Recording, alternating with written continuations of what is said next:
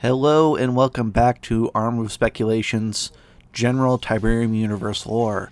Today we are going to be looking at the environmental impact of Tiberium, starting with a survey on the oceans.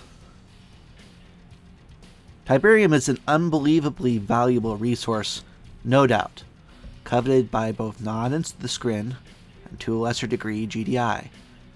Over the decades, the resource has been studied intensely, leading to its classification into different forms with different values and effects. But really, even with all the damage it has already done to the world, the total environmental impact is still unknown and can only be guessed at. Today we'll be looking at the known effects of Tiberium on the oceans, and speculate on the future of the world, with these effects becoming rampantly out of control after the events of the Third Tiberium War. Initially, Tiberium landed, it is said, at the Tiber River, and then was spread outward to other places of the world. But this is not strictly true. There's a mission in Renegade where Havoc found a Tiberium meteor lodged underground that was being studied by Nod and was producing what appeared to be either liquid Tiberium or a form of Tiberium sludge. This was, most probably, not the only two places that such meteors had landed in 1995, and with some of these landing in places like Australia, the west coast of the United States, and other parts of the world. But crucially for this video, it is very likely that across the oceans of the world, fragments or entire meteors containing this material landed in deep water as well.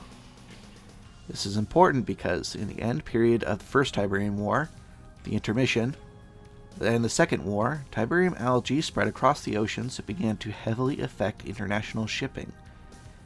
The substance was infecting the entire world's ocean at nearly the same time, necessitating, in my opinion, a relatively even distribution of meteors and plenty of time to grow. This algae would attach itself to the hulls of ships and begin eating away at them, slowly transforming sections of the hull to the Tiberium and causing major hull breaches in the process of transmutation. The algae was attached to long tendrils that attached to the sea floor, where Tiberium crystals began to grow. At this point, the crystals could not drink water to grow, but that would soon change. For now, let us look at the influence of this algae would have on the world. Over 90% of the world's trade is done by the ocean, which would mean that during the first intermission and the Second Tiberium War, nearly all of the world's trade would grind to a halt.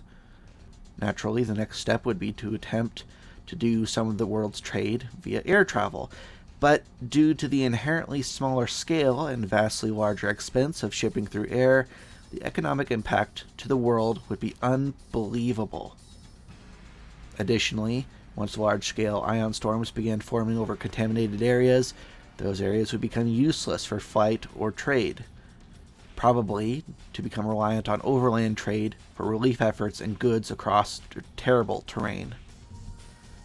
With the collapse of trade, most of the world's income would become based on natural resources, land trade, taxation, and Tiberium exploitation. But, as we see in the Second Intermission and the Third Tiberium War, soon many avenues that used to be available would literally dry up.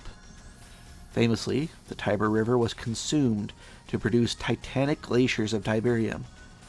In red zones across the world, this would repeat itself, poisoning water supplies and destroying local river shipping. Indeed, the entire bay containing the Golden Gate Bridge was consumed, which, coupled with other rivers meeting the sea drying up, likely would lead to the world's water levels in the oceans to drop precipitously. In combination with the glaciers under the oceans that were likely evolving in time with the rest of Tiberium, the future of the world's oceans seems quite bleak. The draining of the oceans is nothing to say about the toll that Tiberium radiation is having on the ecosystems of the world's oceans, as they continuously are exposed to Tib radiation through all levels and depths of the ocean. Usually, the ocean is extremely good at resisting radiation, but during the testing of the Bikini Atoll nuclear warheads, we got to see what massive doses does to sea life, and it was terrible. It is unknown whether the Tib radiation is strong enough to overwhelm this radiation resistance, even while the floor of the oceans is covered, but this could be an indication of a massive die-off of sea life imminent or in progress during the course of the games. This is crucial in another way, as most of the world's respiration comes from microorganisms in the oceans. Without these creatures, it will become, in months or years, very difficult to breathe on the face of the planet. In every way I can think of, the future of the Earth in the Tiberium universe is over. There will be no recovery. You can't mine Tib at the bottom of the oceans. You can't replenish air being lost to Tiberium. You can't replace the amount of biomass missing from the planet. It is quite possible that in the world of the Tiberium conflict, the only future for humanity is either through the gates left by the Skrin, or by traditional space exploration. To abandon our own world and to start anew on a new celestial body. Earth is doomed. A large percentage of the population are either dead or dying, and soon there won't be any place on Earth outside of the reach of the crystal. It might be time to think of a Tiberium exodus.